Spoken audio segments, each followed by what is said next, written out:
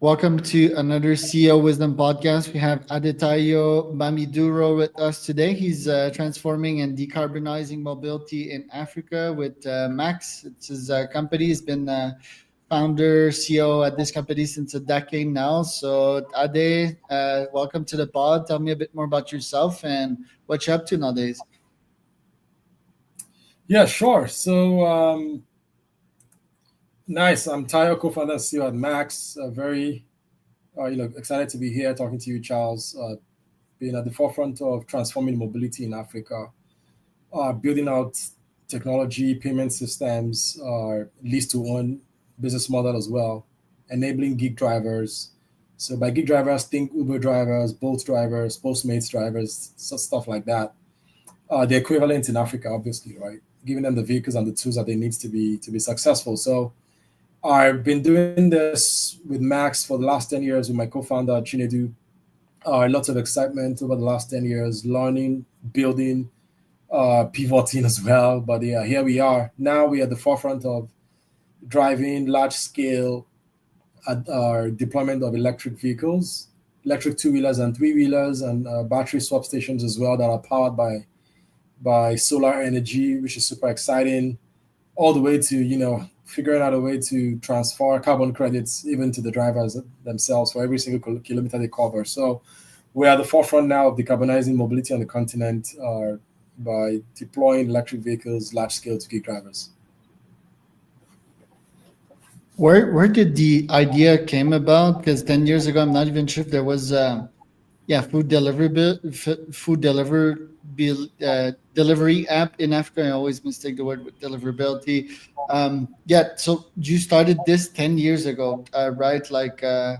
What created that idea? How did you get that idea? Oh, I mean, since forever, we've always had, literally millions of motorcycle gig drivers crisscrossing the cities of Africa, right?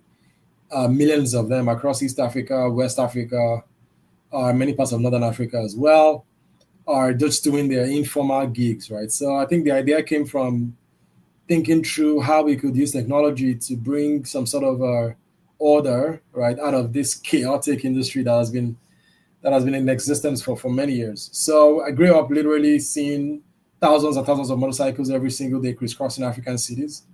And then we just figured out, hey, with the right technology platforms and solutions in place, we could actually figure out a way to organize this industry really well, unlock more opportunities for the drivers, make it safer, help them make more money, and ultimately help decarbonize them by transitioning from ICE engines to EVs.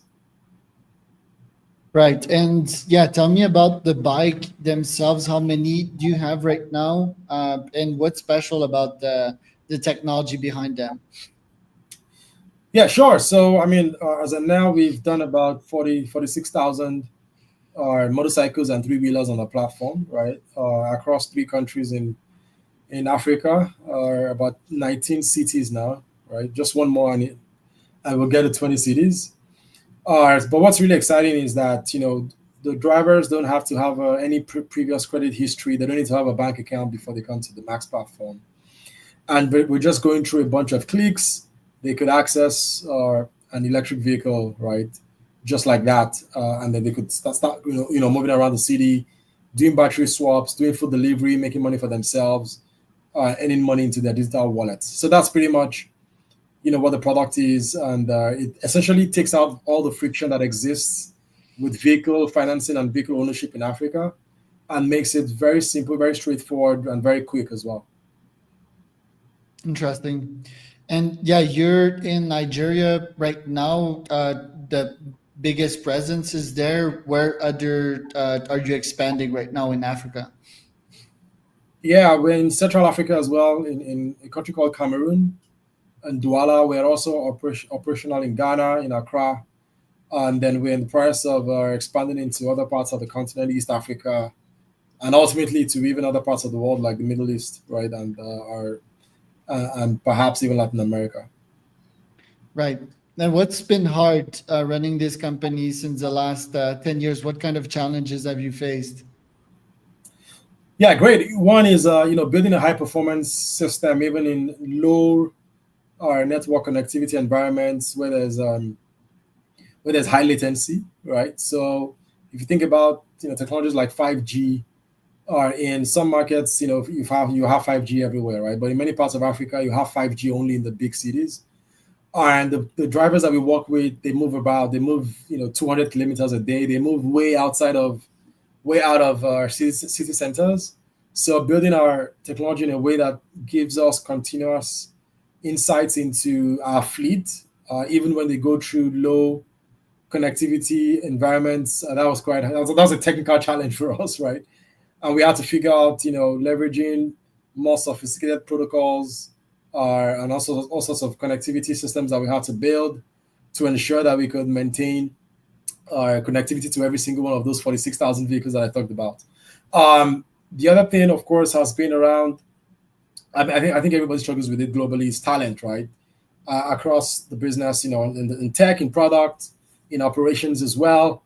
So what we ultimately had to do was just simply build out a lot of that talent internally over time, right? It's not an industry where you have a lot of people who've done what we're trying to do. So it's not often very easy to hire people who exactly understand what to do, and build out the systems needed for to solve the problem that we're solving here. So yeah, talent is always a bit of an issue as well. But we figured out ways around it and brought in really good people who've grown through the ranks, right? And then third, of course, is always, with every tech company is, funding for us on both sides of the balance sheet, equity and debt, right? So you're constantly bringing on board new financing partners, talking through them, pitching them, enabling them to understand the opportunity here, uh, as well, and the potential for the industry and all of that. So I'd say maybe those three things. Tell me about like the driver safety program that you have, because here we have Rappi in Mexico, and yeah, driving 200 kilometers a day on a motorbike is quite tricky, right? It's quite dicey, can get dangerous. You get hit on that, and the injury rate is way greater than if you would be in a car. And a lot of folks that drive these things don't have training, right? And they're overconfident, and yeah, if they're injured, well, they cannot get income. The platforms that they serve lose precious people that do the delivery. So tell me about the security program that you have on. Yeah, that's a super important part of our value prop and our architecture, right? The safety of the drivers is super important. I talked earlier about the IoT systems that we've built. That's actually one of the reasons why that is so important, because when we capture data around speeds, acceleration rates, deceleration rates, that in itself is a significant predictor of whether an accident is likely to happen or not. So once we get all of those data points, that is fed into an automated system that sends a notification to the driver, and then we also have a human layer as well, a bunch of what we call driver welfare agents who get all those notifications, and when necessary, they even go ahead and place phone calls to the drivers to check on them and say, "Hey, hope you're good." The signals that we're getting from your last trip around your speed, your acceleration and deceleration rates, and your how you've been maneuvering the vehicle as well suggests that you may not necessarily be in the best state of mind. And if there's any way we can help, let us know. So we built IoT systems that are analyzed continuously to help ensure that the drivers are in the right state of mind and the right condition. The other simple thing that we just do is make sure every driver gets a quality helmet, right? That's one of the biggest things that guarantees your safety in the event of an accident, right? So we ensure that every single one of our drivers gets a high quality, DOT certified helmets to protect them in the event of a collision, right? And a bunch of other things. We also make sure all our drivers get insurance, life insurance, and our accident and disability insurance as well. So if something happens to them and they can't earn money for a while, they are protected. So we've got a bunch of things we've built into the system, into our platform, that ensures that the drivers, get a good chance at doing their work, without undue exposure to all sorts of risks out there. Interesting. And I see environmental sustainability on your website. Is that even a thing in Africa when like economy should be the focus? Why have you decided to also care about that aspect? Yeah, I mean, yeah, it's true that Africa contributes less than 5% of our emissions that have resulted into the climate change crisis we're all going through. But at the same time, Africa is one of the most vulnerable continents to the effects of climate change, right? So, either one way or the other, we're involved here, and we have to be part of the solution as a continent, right? But to your point, around the economics of these decisions as well, what is exciting right now is that what is good for the environment is also good for your pocket, right? The EVs are cheaper now to operate. Total cost of ownership is lower for electric vehicles. And then even beyond that is the drivers now have an opportunity to earn extra income by transitioning to EVs. So by transitioning to EVs, the average driver doing about 200 kilometers a day would save about 5.3 metric tons of carbon emissions every year, right? And if you're trading that on the carbon credits market globally, anywhere between, I don't know, $10 to $50 per ton, maybe even more, depending on the projects that you're working on, and who's buying. A driver could easily make an extra, five tons worth, which is, can be anywhere between $100 to $250. So overall, these guys, they make more money. Their costs are lower. The energy costs are lower, because our charging stations are also powered by solar, right? The solar PV systems and battery energy storage systems. So long story short is that the drivers just make more money. They save more money, they make more money, and it makes sense for them to do that. Interesting. And what are your top goals for this year? What do you want to accomplish? I mean, we want to get it to a fleet of 50,000 EVs, right, on the platform. I think that's super important.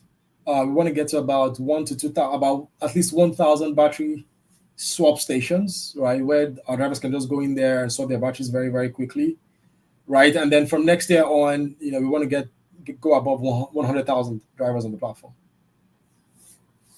I believe you recently closed a round of funding. Are you still raising some more this year? I think it was like 7.5 million with Yamaha, MasterCard. Yeah, what kind of raising was that? Was that debt funding or special type of deal? And are you raising some more this year?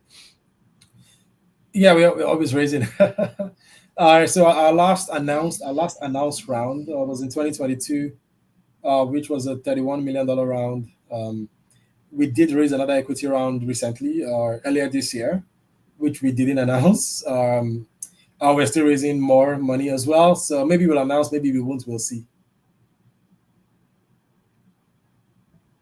And tell me about that partnership with Yamaha. Like, what does that look like? Great. So we work with manufacturers, OEMs, right? So Yamaha is the first real OEM partnership that we had. That was since 2019. Yamaha obviously is one of the largest motorcycle manufacturers in the world. I think top five, top four, top five. And we've done a tremendous amount of work with them. We've also worked with them very closely on the vehicle financing side. So they've been a great partner to Max. We also onboarded another new partner recently, the largest electric vehicle manufacturer in Africa today. It's a company called Spiro. We're working very closely with them as well, especially on the electric vehicle side of things. So yeah, we're always working with strategic OEM partners to ensure we have the right pipeline of vehicles for our drivers. Tell me about how do you get your drivers? What's your recruiting process to make sure that they're qualified? Yeah, so we get a ton of referrals, right? We're the leading player in West Africa by far. So we get a lot of inbounds, right? Or directly every single day. Right now, we have a pipeline of over 320,000 drivers who want to come on our platform. Yeah, so it's huge, right? Nigeria alone has 12 million motorcycle gig drivers, right? So it's a huge market, right? But about 20% of folks who apply are successful because they have to go through a test process, make sure they understand traffic rules, that they are safe drivers, right? And then once you get through that test process, then you become a Max champion. So the moment you get approved on our portal, on our application platform, you get a vehicle, then you become a Max champion. How do you make sure that they don't run away with the actual vehicle? How do you screen them? Yeah, standard KYC systems as well, identity verification systems as well are inbuilt into our screening process. And then we've also got some sort of adapted tests that we put in place just to understand their thinking, their priorities, their psychology, their credit behavior. So we use some sort of like quasi data our strategy to figure out how they would likely behave in different scenarios, and then all of that feeds into this holistic scoring system that we built that then determines whether they're a great fit for Max. Now, when we onboard them, remember all the vehicles are connected to our IoT system. Same with the batteries as well. So good luck trying to get away with a Max vehicle and Max battery. Right. Um, tell me a bit more also like about the insurance plans that you have. How do you select these? And yeah, do you have plans of insuring yourself, the drivers one day? Do we intend to become an insurance company ourselves someday? I mean, never say never. Right now, it's not in the plan, or it's not a capability that we have internally. But we work with the top tier insurance companies in the ecosystem who've designed specific products for our use case. So the risk sits with them, and then we make sure they get paid their premiums. Tell me a bit more also about the last fundraising round. Why would these companies invest into more risky African startup, risky market rather than like a standard company in their own country? I mean, I think risk ultimately is a function of like of data, right? So if you don't know so much about something, obviously, it's a lot more risky, right? But if you understand the market, the industry, the geography, the market opportunity, then all of a sudden your perception of risk, right, significantly changes. So on the outside looking in from the US or Europe, sometimes it looks like some African markets are high risk, but when you understand the markets, the players, the opportunity, all right, then it's massive opportunity. So I mean, sometimes also, I mean, you heard the word high risk, high opportunity. I think right now with the demographic boom, I mean, tell me what's risky. Are you investing in a market where the average age is 18 and the population growth rate is 2.5%, to some other markets like Japan, where the population is declining very, very rapidly. So it depends on what you call risk, right? But in terms of the market size, the opportunity, it's literally exploding in Africa today, particularly countries like Nigeria. So is it risky in some way? Maybe, but is the opportunity huge? Absolutely. How do you select the partner for your bikes? Is it a costing? Is it a reliability thing? What kind of tests do you lead before buying massive floats?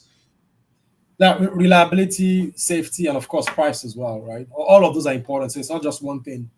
So we make sure we work with the highest quality manufacturers who produce commercial grade vehicles. Because remember, our customers, the drivers, are power users. They're not just guys who ride, 10 kilometers a day. Those vehicles are doing 150, 200 kilometers every single day. So that means quality is super important. But beyond that, of course, is the right price as well, just to make sure it remains very affordable for our target market.